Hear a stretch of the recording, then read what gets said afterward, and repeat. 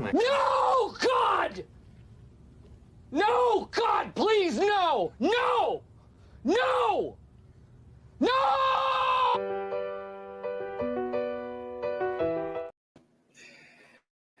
Hello and welcome to another Streamteam Reacts stream where I get to how should I put it? Reward myself. Let's go with that. Reward myself rather than punish. Reward myself for my victory as opposed to punish Codex for his defeat. So we should probably bring him on. So please welcome Codex.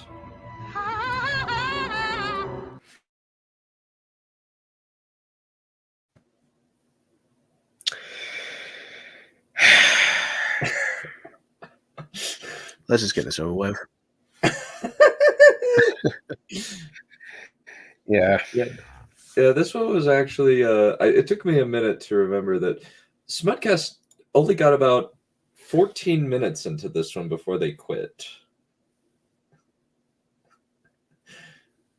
You're joking, right? No, seriously, they decided to quit halfway through. Oh, joy. Be very afraid, people. Be very afraid. Abandon all hope, thee who enter. All right. So let us delve into the depths of madness that is the Queen of Cray Cray herself, Maggie Mae Fish, shall we? Video is brought to you by my patrons and by Skillshare. This has been a hard year for all of us.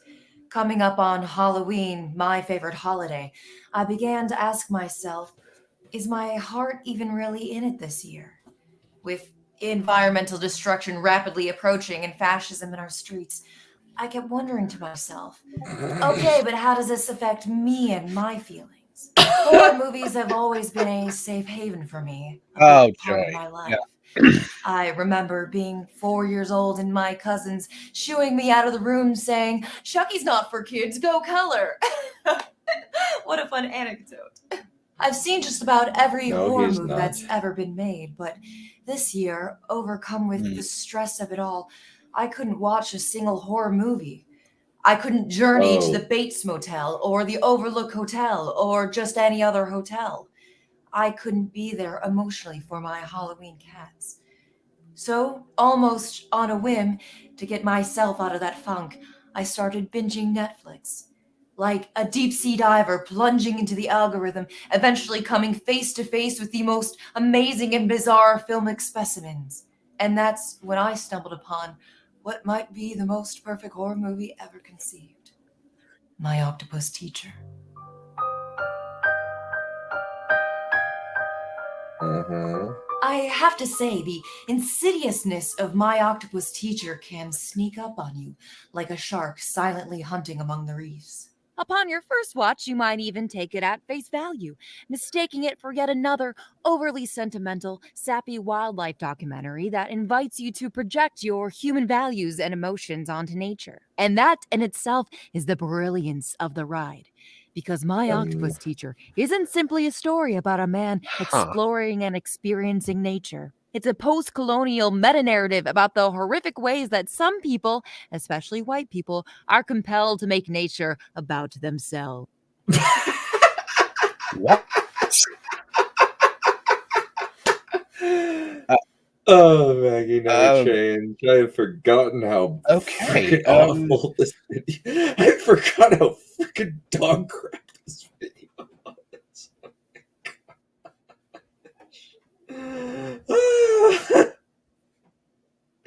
Oh, that's great. That's great. Yeah. So,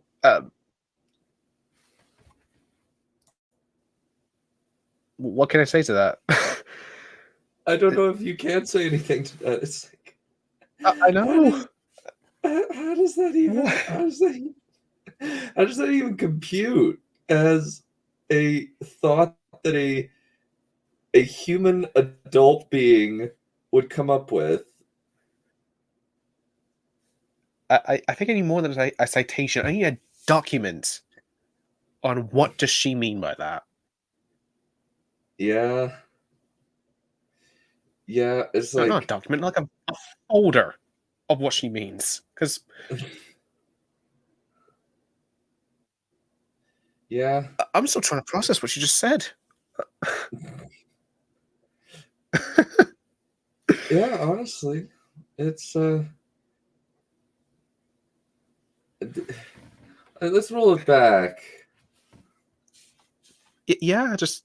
Experiencing I nature. need to hear this It's again. a post-colonial meta-narrative about the horrific ways that some people, especially white people, are compelled to make nature about themselves. Okay, so I am not terribly familiar with this documentary, but from what I understand, it's a very simple story about a guy who goes diving and finds a bunch of octopi and just decides and just really likes hanging out with them. That's it. There's not... You're digging way too deep, Maggie. Also, you're dumb, which also hurt. Doesn't help your case, but and also you're riddled with chronic apophenia, because that's the only way that you could make these kinds of really stupid comparisons.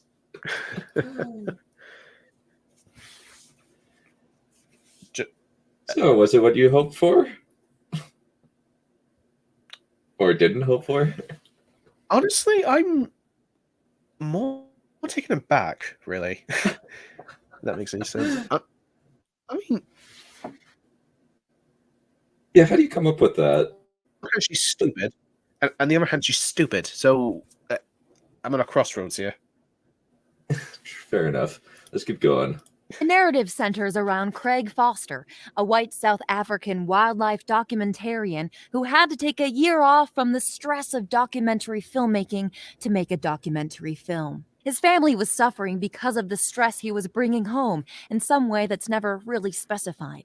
He's unable to be a good father for his son. I just couldn't, in that state, be a good father to my son. So instead of work... Okay. So, Maggie, it's a different kind of documentary film. It was, from the footage you've shown, was doing a documentary film about poor living conditions. How you wouldn't be burned out by that? I don't know. Oh, go to Kansas and check how the people in the ass end of Topeka live. If they're living in frickin' shacks in the middle of Topeka. It's completely awful. Nobody wants to live in Topeka. Especially South Topeka. The only way you'd like living in Topeka is if you're rich and get to live in the really, really nice areas. Oh, but how would a woman know about a very, let's say, decently wealthy woman, essentially, understand the hardships of people these days? Hard to believe. Oh, yeah. Yeah. Especially since she probably makes a lot off of Patreon every month. Possibly. Yeah. Well, let's keep it going. Working on any of those relationships or finding a better work-life balance, he goes skin diving by himself every day for a year. Free from the burdens of his family life, he enters the world of the octopus. And this is the first set of existentially fraught ideas that the film presents us with. There's a sinister nature to the ease with which this man just takes a year off from his job, especially in the light of growing awareness of global income inequality. There's an uncanny speed with which he breezes past the fact that the job he's taking a year off from seems to be a dream job for anyone in the field of documentary filmmaking. The way in which the film casually mentions that this man feels like he can't be a father to his son, coupled with the swiftness. So, let's kind of analyze this a little bit. So, if you don't feel like you're in a fit state, you got to get your head straight. Yes. You find something to do that interests you. Essentially, just to cheer up a bit. Everyone has theirs. Yeah. Yeah. As well as just the fact that the poor guy probably just, not that he doesn't like his family, but he wants to, like, take a load off. He's clear. Yeah. Really got, like, with what he's seeing, he probably is seeing a lot of the bad aspects of humanity and is just going, you know, I need a break. I need to try something different. Yeah. So, I mean, I took some time out of my... when I still work in retail at the time, I took some time off to see my godparents. And I really needed to be alone for a while. Because it was stressful. But what do I know? I just worked in retail for about 7 years of my life. Yeah, what can you do?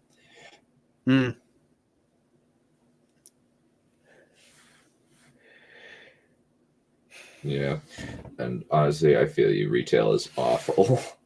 Retail sucks. It could be. Yeah, kind of. Also, yeah, I'm not gonna sugarcoat it. It did suck a little bit. I'm not gonna lie.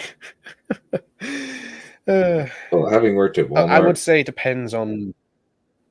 Jaguar. Just having worked at Walmart for 4 years, I did not like working there.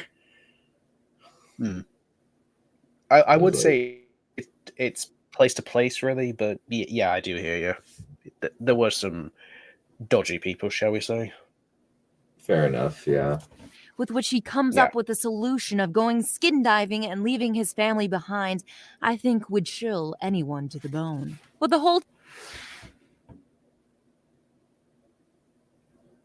No, that's...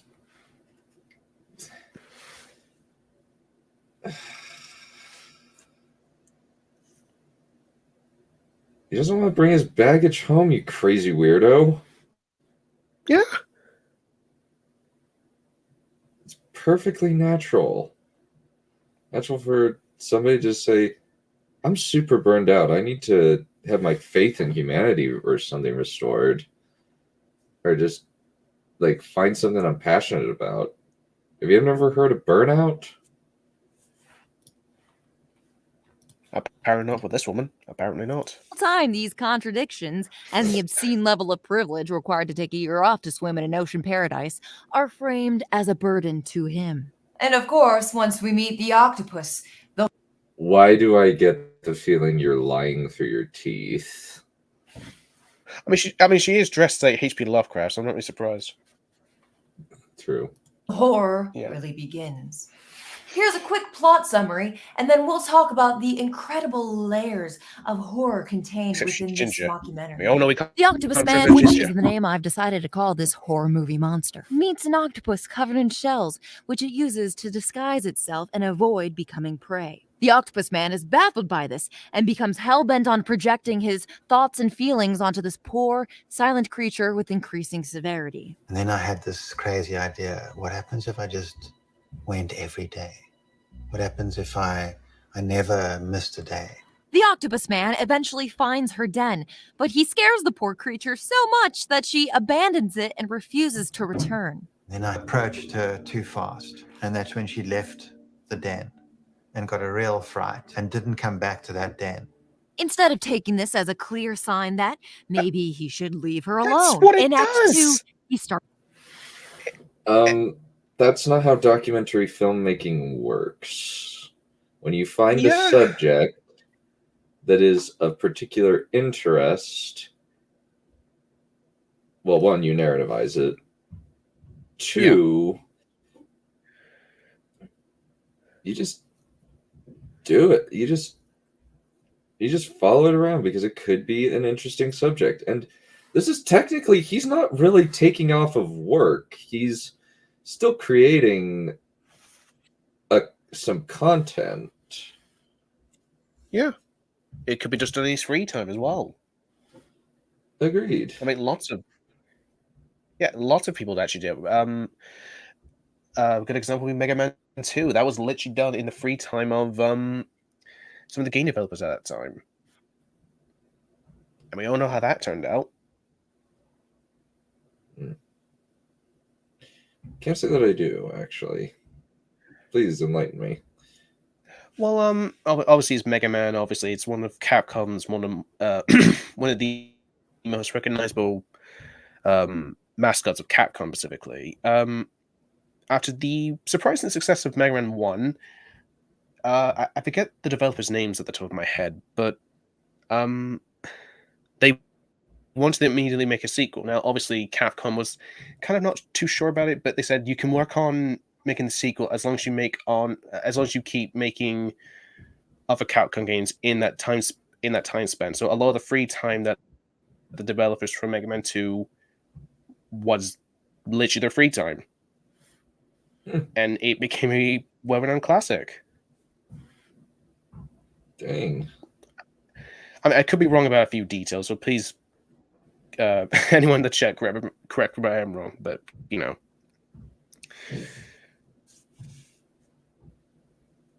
That's actually pretty cool. Yeah.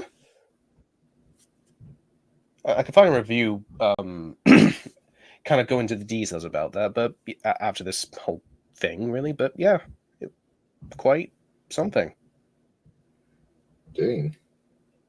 Yeah.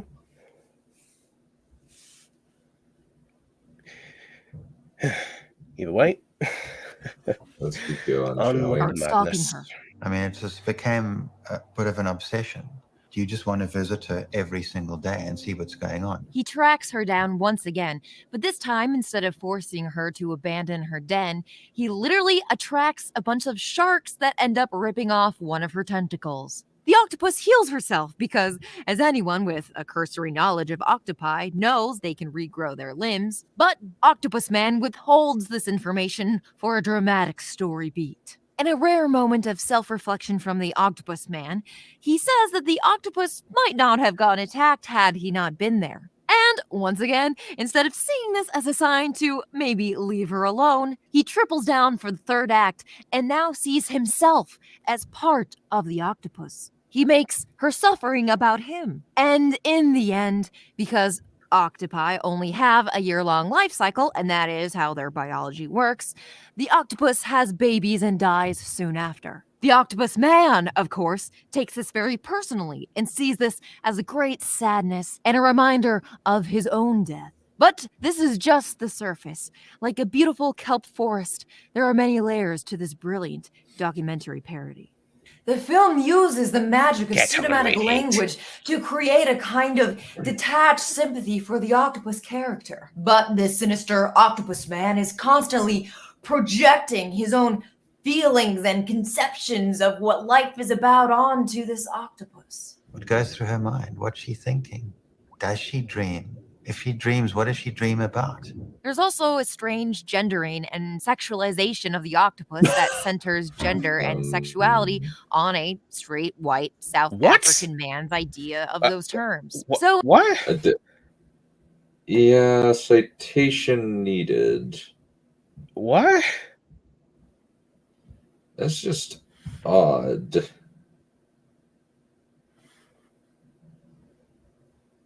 That's weird.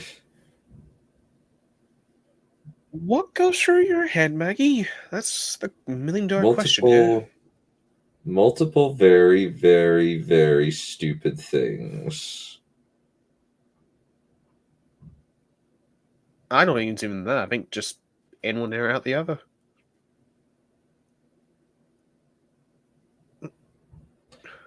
Yeah, sounds about right, actually. Yeah, does sound about right.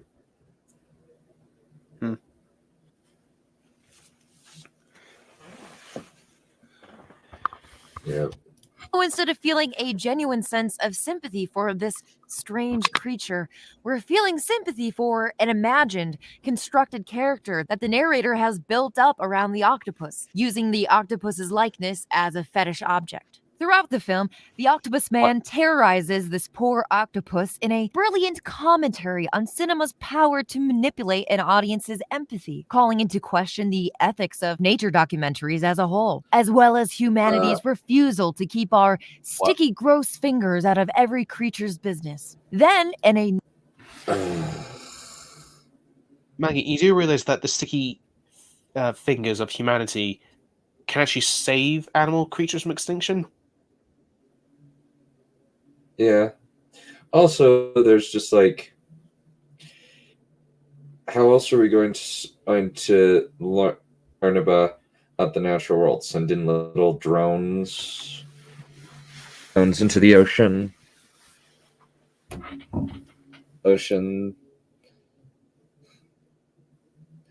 She's insane. It's hilarious. She's freaking insane. not very subtle nod to Lolita, the film quickly turns into the story of a stalker who is not very sticky, gross fingers out of every creature's business. Okay, that was a turn. Okay, I forgot about that.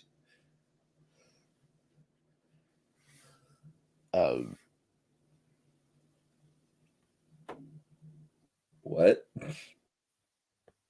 Yeah, that's the. Yeah. Yeah, good question. I'm like, what? What is this? What are you doing, Maggie? Are you insane, Maggie? I think that's self-evident, Dean, after all. Yeah, let's see what she has to say. Then, in a not very subtle nod to Lolita, the film quickly turns into the story of a stalker who is constantly justifying his stalking and subsequent terrorizing of this innocent young female. It's like being a detective, and you just slowly get all your clues together.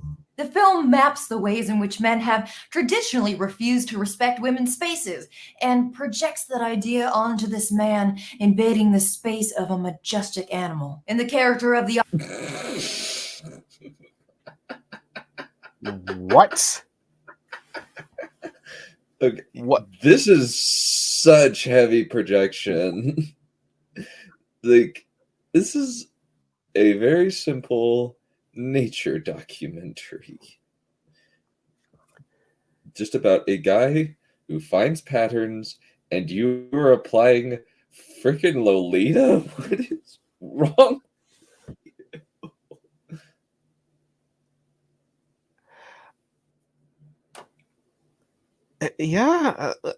What? So many questions. Probably half of which are untrue. There's so many questions.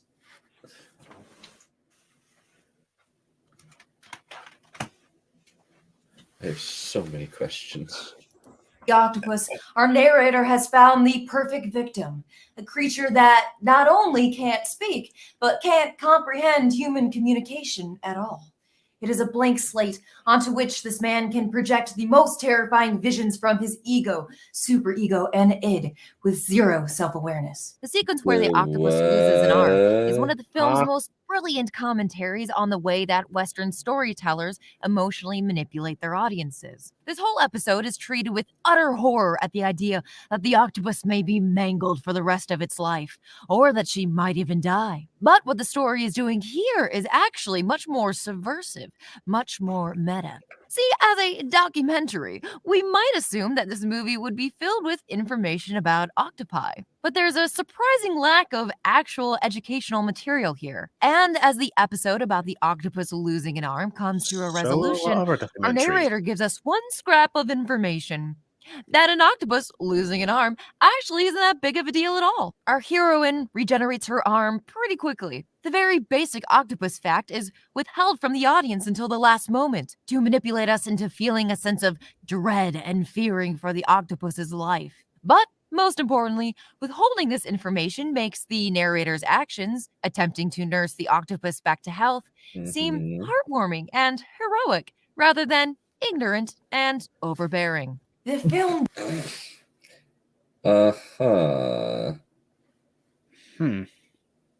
He's helping a small animal. You ditz.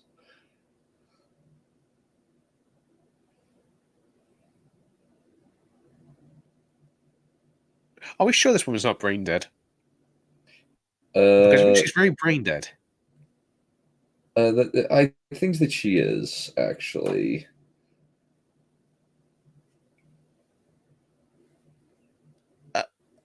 I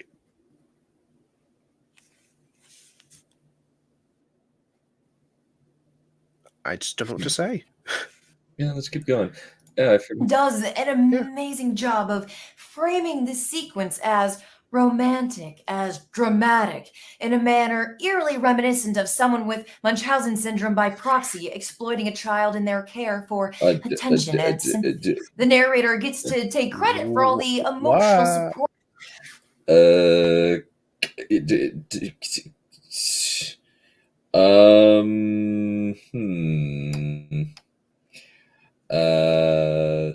No, that's not how it works. You make no sense. Nothing about what you have said makes the remotest bit of sense. I am not drunk for this. You're not drunk enough, you mean? Yeah. I don't think anybody is.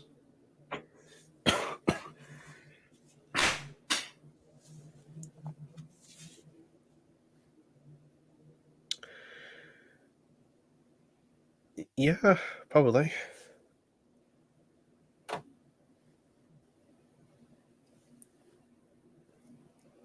Yeah, let's keep going.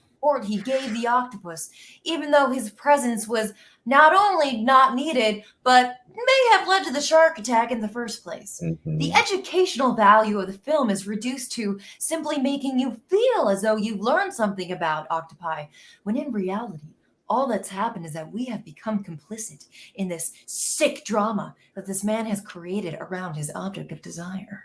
Ari Aster could learn a thing or two from this brilliant subversive horror filmmaker.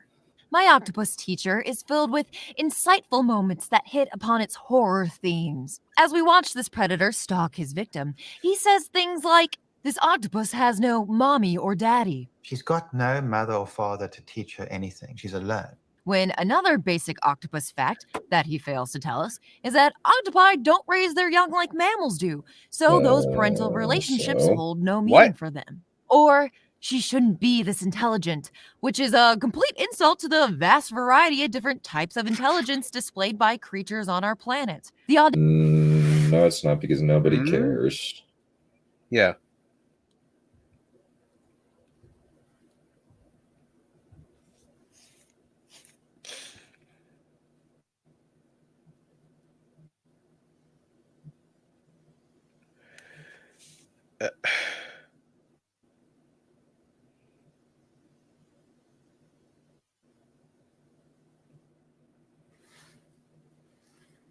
Just... What is wrong with you? Yeah. Stop it. Get help. Yes, agreed. Audacity of centering human intelligence as the only valid form of intelligence is yet another beautifully terrifying commentary on man's narcissism. And also, has this man never seen ants work together? Or when he describes how unique this particular octopus is. Sometimes you just get a feeling there's something with this creature that's very unusual. Mhm. There's something special about it. Yeah. Only to later reveal that the name of the specimen is, in fact, the common octopus.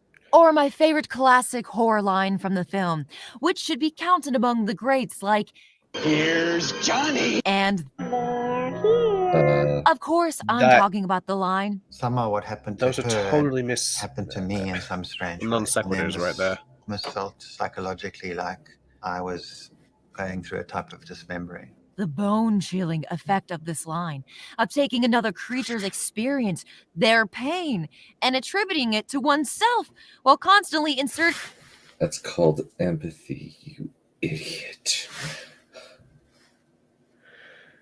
Yeah, that's you can have empathy for something you don't truly understand. Mhm. Why are you this intellectually dishonest, Maggie? Why? Because she has no other recourse, because otherwise she will simply just not go on YouTube, because she has nothing actually of merit to say. Sound about right? So yeah, sounds about right. Sounds like the dark side approach. Yeah.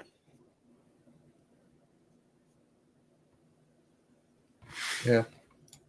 inserting yourself into Yeah. this animal's business exemplifies humanity's proclivity for reframing nature in a way that reaffirms our ego. But back to me. This video is actually supposed to be about me. Please remember that. Discovering this insightful horror film made me, of course, want to find out everything I could about this character and his journey as a mockumentary horror filmmaker.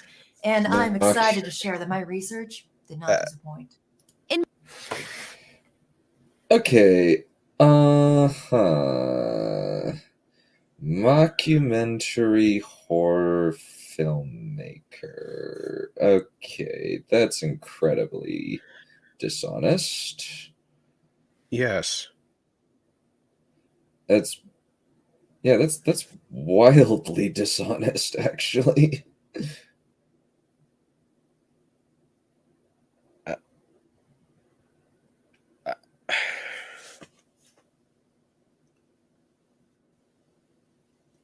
What can I say?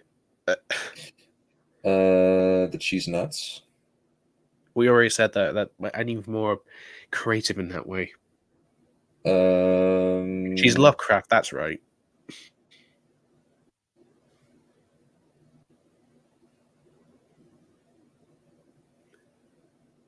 Yeah, sounds about right, actually. Yeah.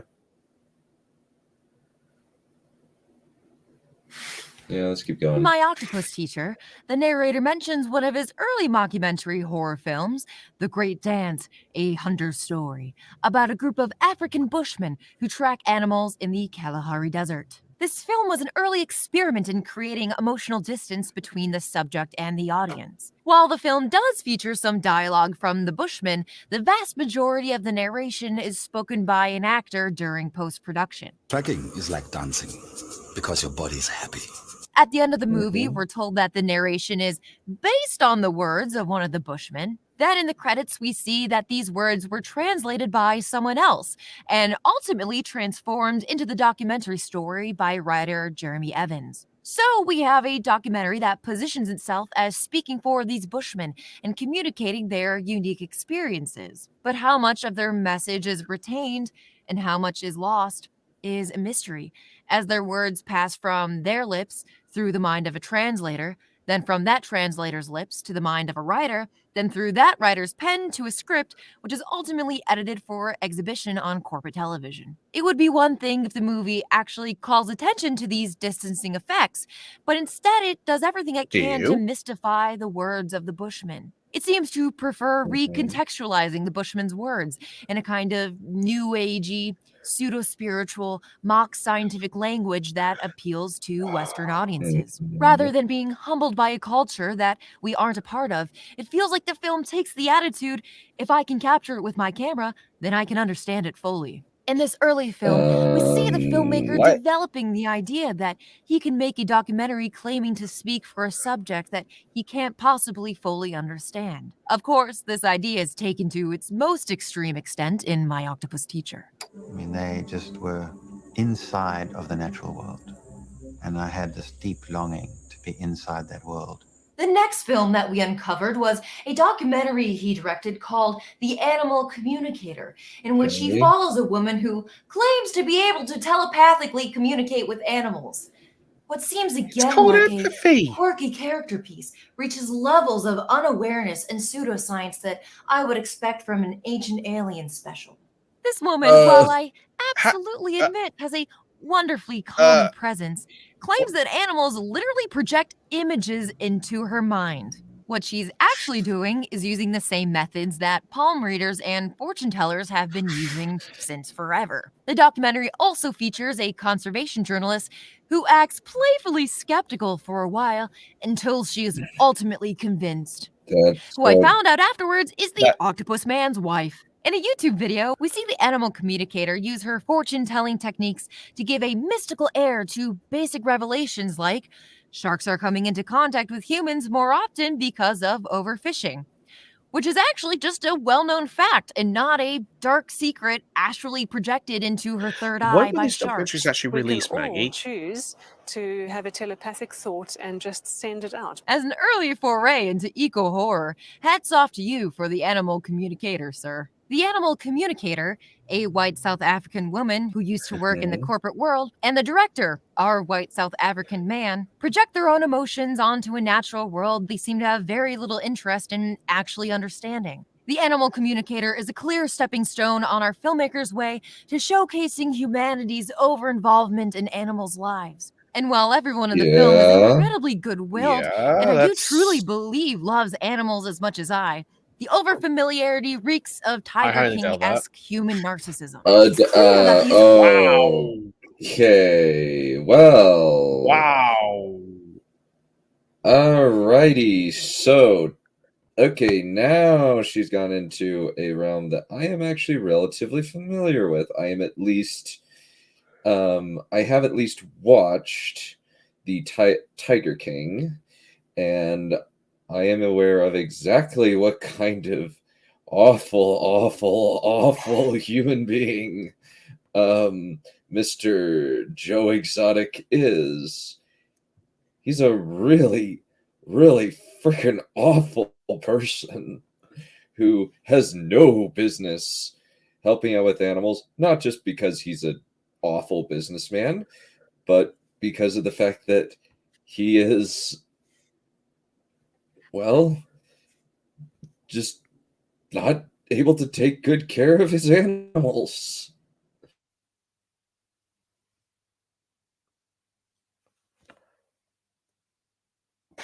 She would not survive 2 seconds in a zoo.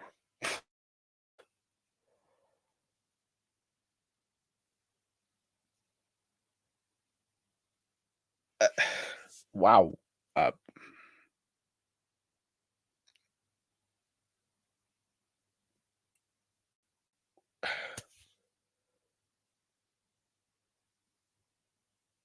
just lost for words. I really am.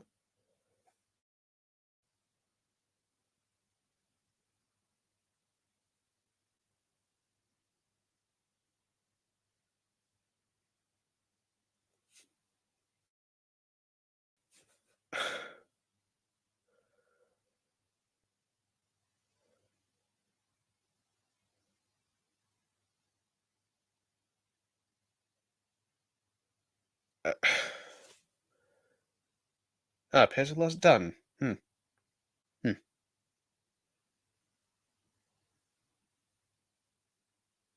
So how's everyone doing in the chat? Hey, how's everyone doing? Good spirits?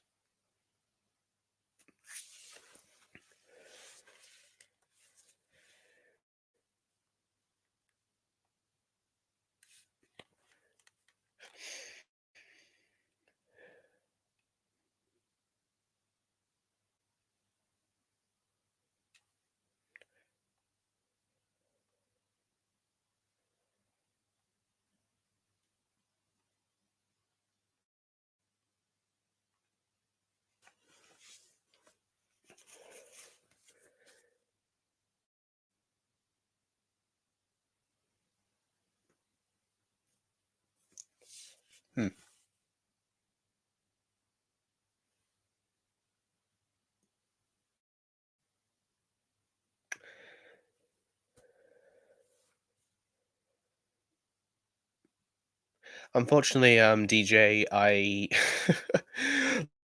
lost a bet to done. So, but I'll probably, yeah, I'll probably, tell him to that soon. Probably.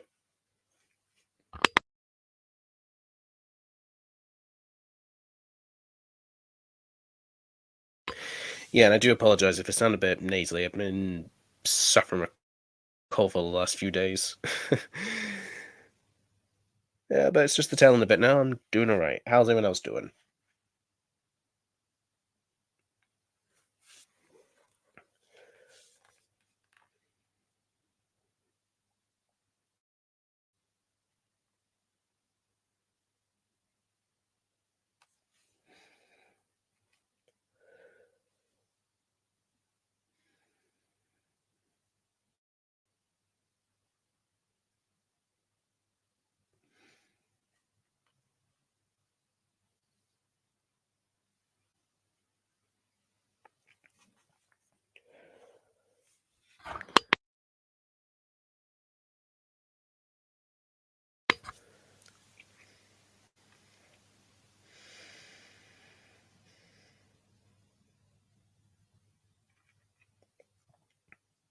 Hmm.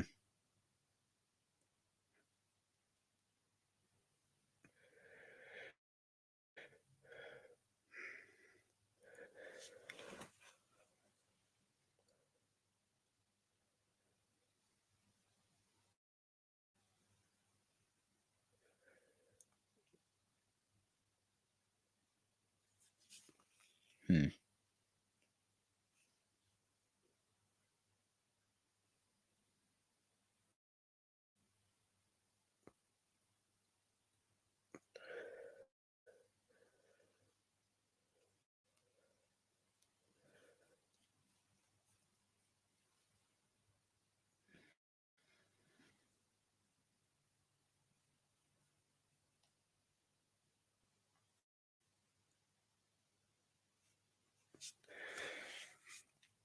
Hmm.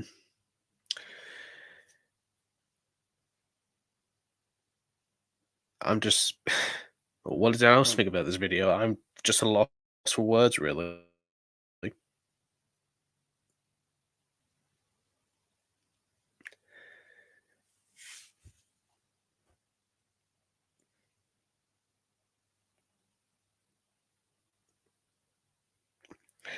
This picture is actually made by a bit of context around that. I was watching Breaking Bad with a few friends of mine, and one of his friends actually offered to make a picture of Hank. Done. Hello. Yeah, sorry, I missed it. Oh, I am very sorry. How long did it? About a few minutes. Yeah. Human intelligence is not her kind of intelligence. Yeah. Yes, Codex. that's very true, Junk. It's based on Hank on Breaking Bad, to give you more of a clarification, Junk.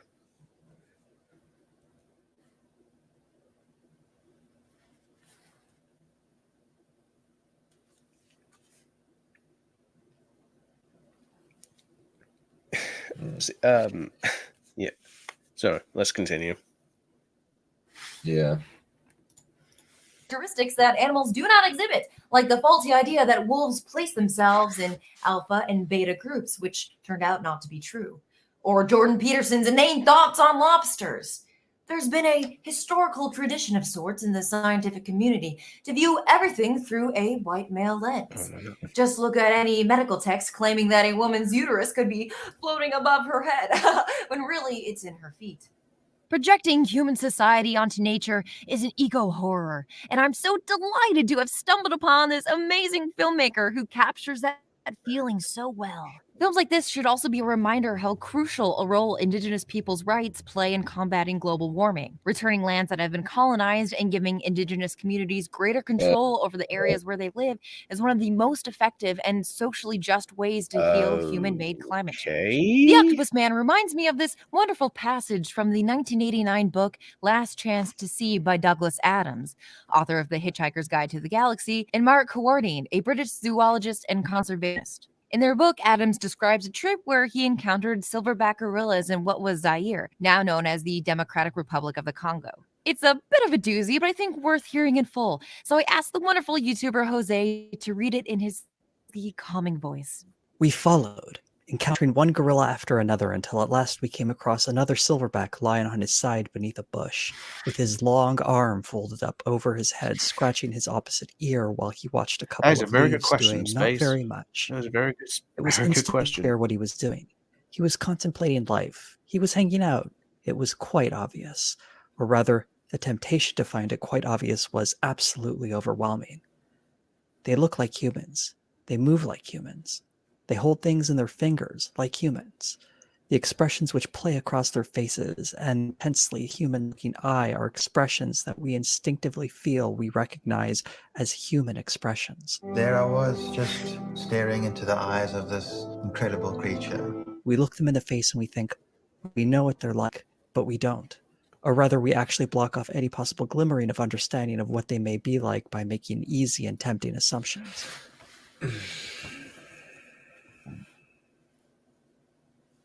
Anthropomorphization, or at least the not necessarily anthropomorphization. I guess a better way of putting it is you kind of have to put some kind of personality onto animals. Yeah, like dogs with cats. Yeah.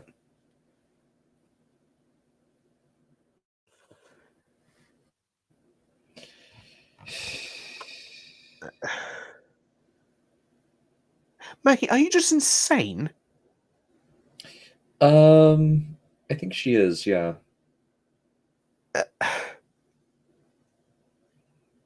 And mind you, keep this in mind. This is also a misnomer because monkey and humans differ by about roughly 2%. Well, the DNA anyway, but still,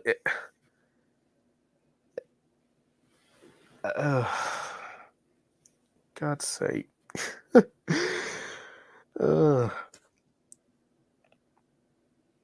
Yeah, she's nuts. Yeah. It's like a human friend, like waving and saying hi and excited to see you. The silverback looked from one to another of us without any great concern, and then his attention dropped to his own hands as he idly scratched some flecks of dirt off one of his fingers with his thumb. I had the impression that we were of as much interest to him as a boring Sunday afternoon in front of the television. He yawned. It's so bloody hard not to anthropomorphize, but these impressions keep on crowding in on you because they spark so much instant recognition, however illusory that recognition may be. It's the only way of conveying what it was like. Also, here's the thing. What he is describing is not anthropomorphizing the animal. What he is saying is it's like having a human friend. There is a significant amount of difference between those two things. Yeah. Also, he's not researching per se so much as he's just finding something interesting. Yeah.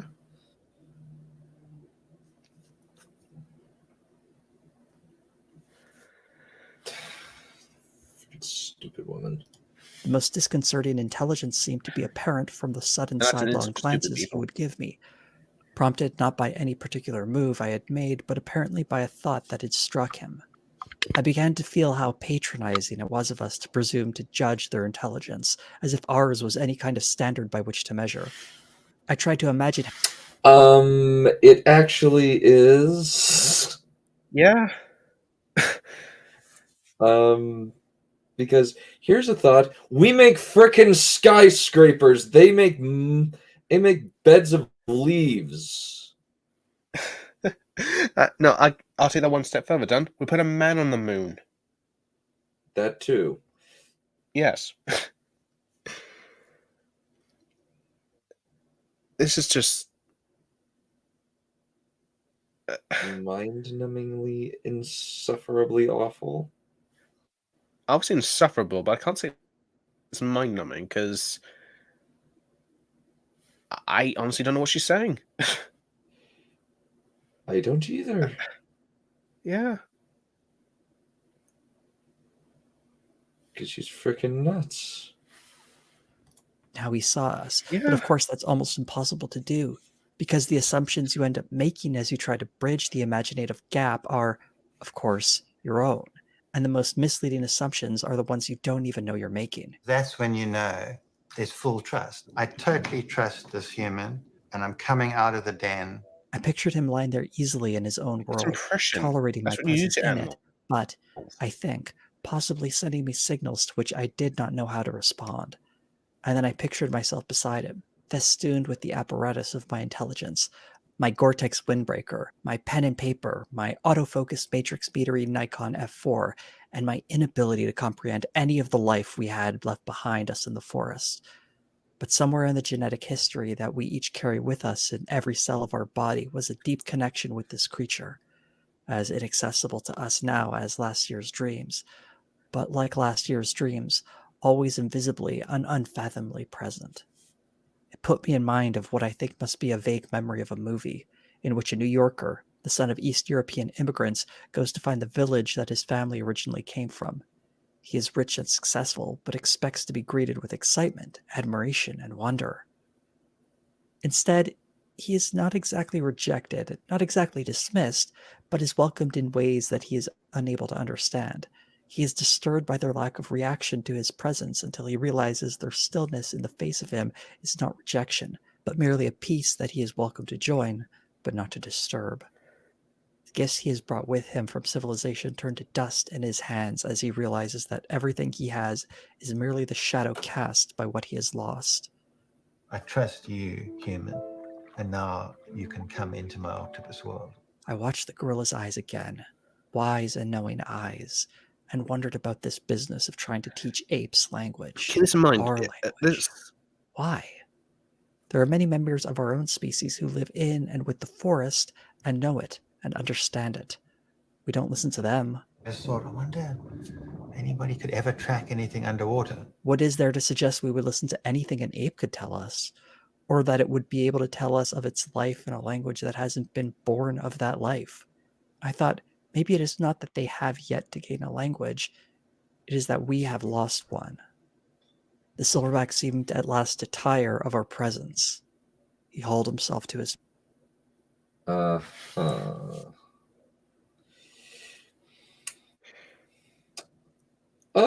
is she equating a gorilla to an octopus, which is an entirely different creature entirely? Yeah, gorillas at least have a much more...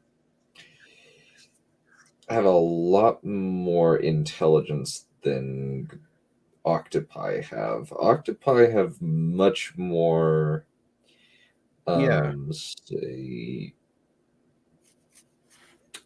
simplistic, shall we say, views. So it's such a false equivalence is the problem. Yeah, exactly. Where's the connection? I think it's just because she's a complete idiot.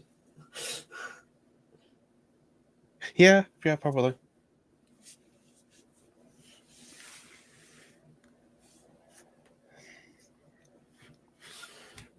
his feet and lumbered easily off into another part of his home. Thanks, Jose. That was like a beautiful bedtime story, as opposed to the nightmare fuel contained in my octopus teacher. I actually really relate to this quote. I got to swim with a dolphin when I was 16. I looked into its eyes, and the way it looked back at me jolted me to my core.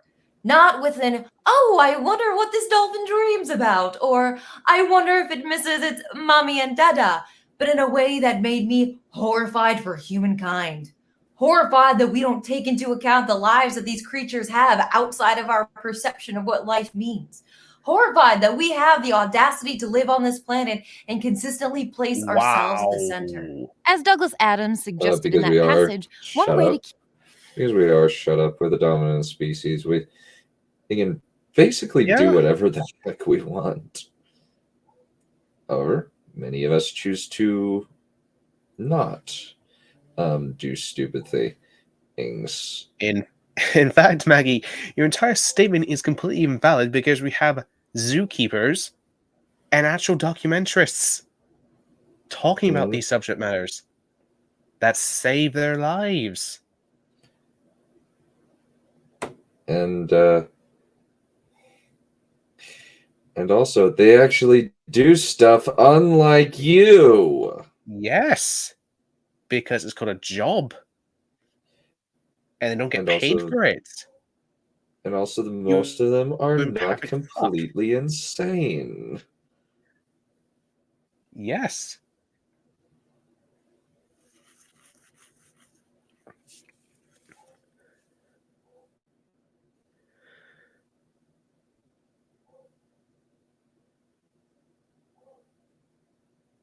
Is it?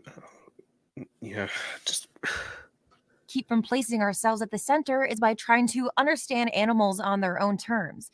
Here's a great video by the wonderful people at and he doesn't do this how? That's my question. Yeah. What exactly is he doing wrong here? He's just very curious about this octopus.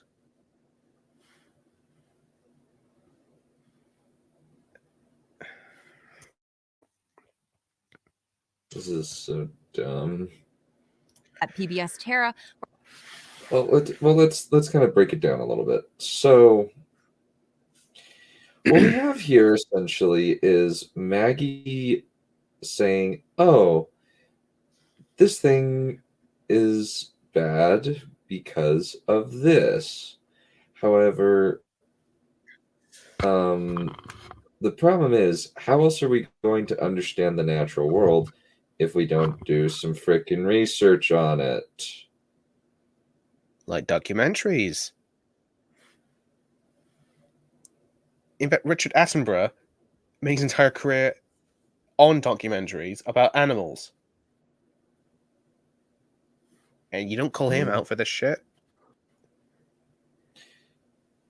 And also, it's just, we're going to anthropomorphize to a certain extent just because we need to have some idea of how to figure out or personify what exactly is going on.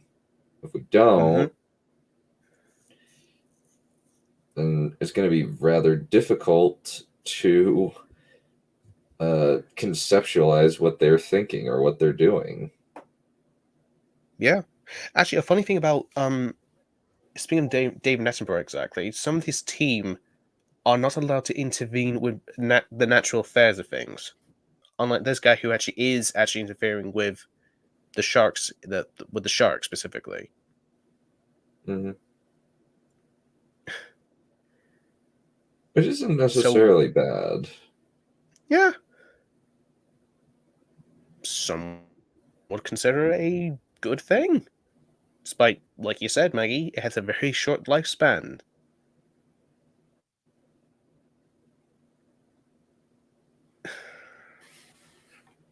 Where they interviewed a scientist who studies octopi intelligence. I want to look at them and wonder what they're thinking, but that's not the right question to ask. That's a very human question to ask. It's not about how intelligent they are, it's about how they are intelligent. The way I think and my conception of thinking is fundamentally different from theirs. The complex duality of Yeah. And he didn't make that clear how.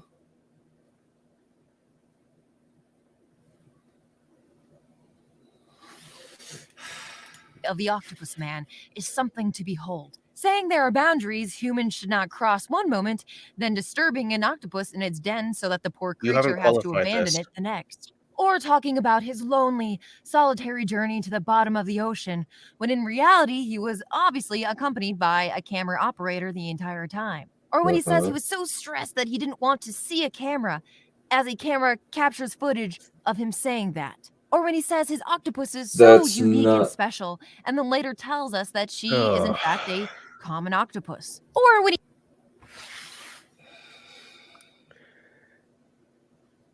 Maggie, you're full of shit. You are full of shit, my dear. Yeah. Yeah, and also just, do you not understand that's very, very much that it is important to him?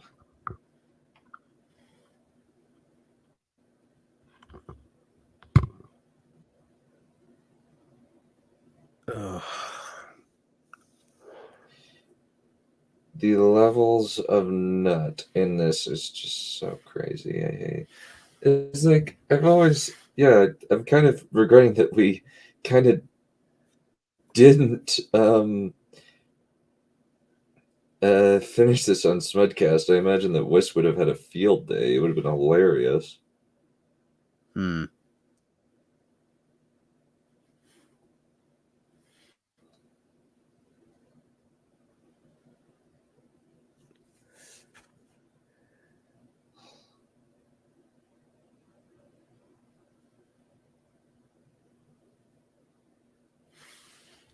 he talks Yeah. about the octopus like they're engaging in a romantic game of cat and mouse, but in so much of the octopus footage, we see her shooting ink, which is a defense mechanism that octopi use to evade predators. Or at the end of the film, when the octopus man says that her death is actually a relief because he was spending so much time tracking her, it was becoming an emotional burden on him. Or how he seems to have made Yes. Yes.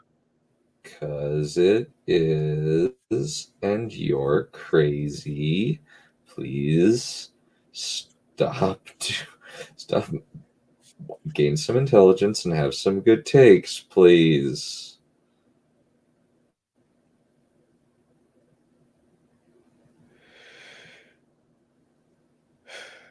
That'll probably never happen, but Yeah, probably, yeah. Yeah.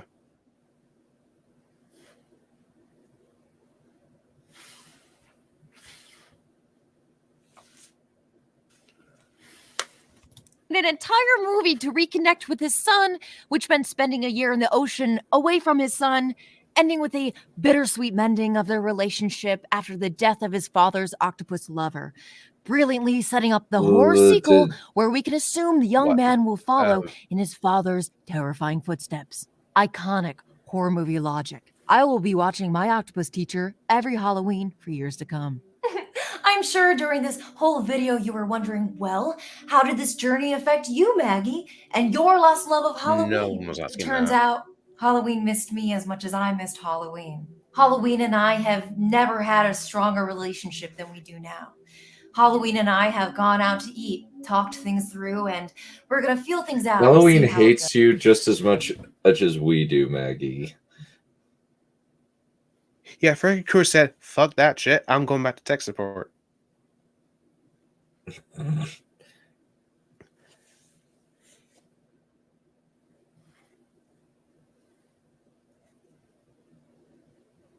Just yeah, probably. Yeah. And that's Reagan Kruger, mind you. Yeah, Freddy Krueger does a lot of weird ass stuff. Putting it lightly, but yes.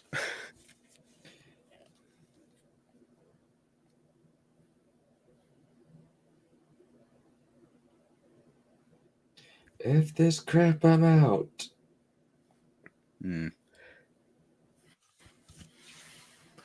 Goes. It has turned sexual, but right now we're choosing not to label things. I think you can all use your imaginations Do we have to go into details about that? Do we have There's to? just there's just something there's something wrong with Maggie.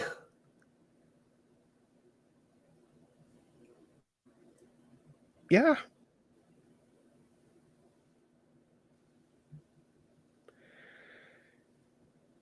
I mean, I know people have weird kinks, but goddamn, Maggie.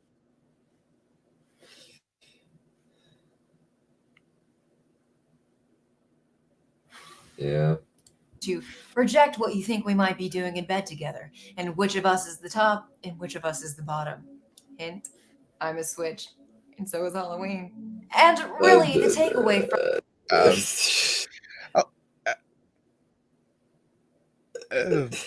Okay.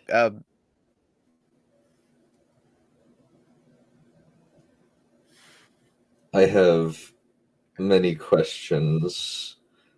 All of them I do not want to ever have answered. Yeah.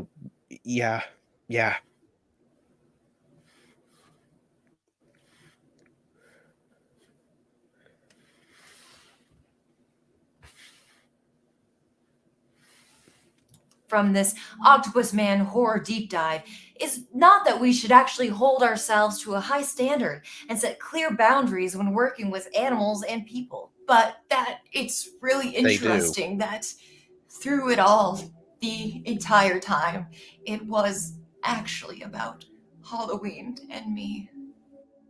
And most importantly, me. Happy Halloween, way to be a everybody. narcissist. Speaking of Halloween, there's nothing scarier than learning a new skill, but Skillshare makes it easy. Skillshare is an online learning community with thousands of inspiring classes for creative and curious people. Explore new skills, develop existing interests, and get lost in creativity. If you wanted to make your own documentary about a career you fall with, you might love Maggie. Just You saw a lot of the footage, but directing duties is weird for that is pretty weird. This took a lot shorter than I anticipated, but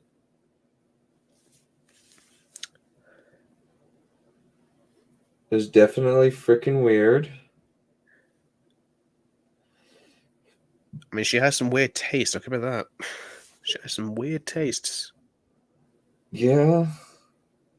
So many freaking weird things with this woman.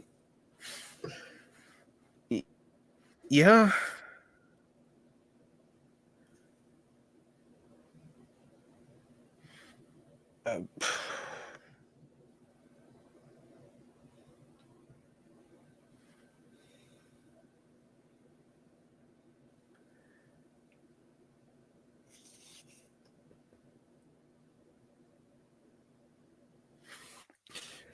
So, final thoughts, I suppose?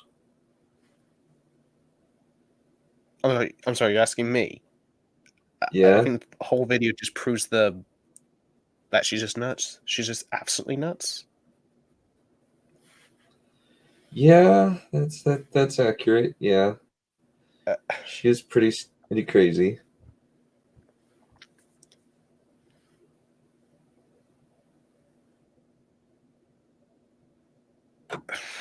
Just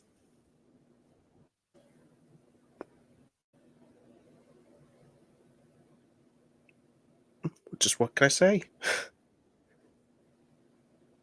Well, you're welcome. I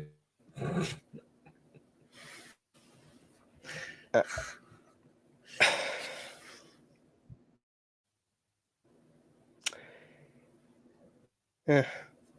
You can say there's something wrong with me. I totally understand. No, how can you say so much but yet say so little at the same time?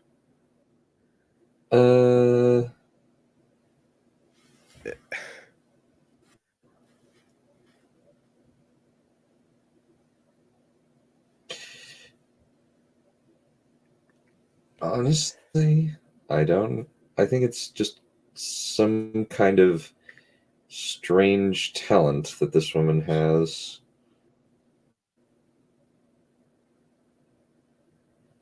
If you want to call it that, yeah, sure. Just, yeah.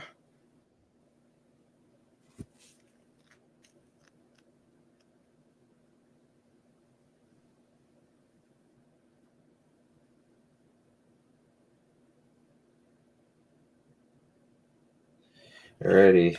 Well, I think that we should call it quits for today. This has been fun, to say the least, for me. Yeah, all right. You probably had Yeah. fun too, I imagine. A little bit, but it's just like, I'm more taken aback how insane this woman is. Every time. It's kind of a perpetual, like, why do you think this way? Who? Yeah. Why do you think this way? Why do you act this way? Is that the Boreas? Is that the Borealis? The ever-eating snake?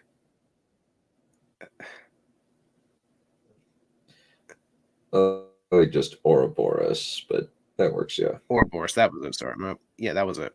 Ouroboros.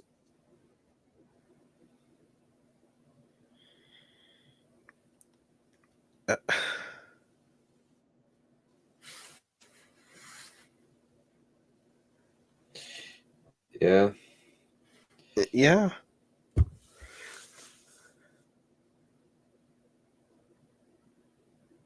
All right. Well, we'll call it good for today. Thank you very much. Bye. Bye. Are you insane?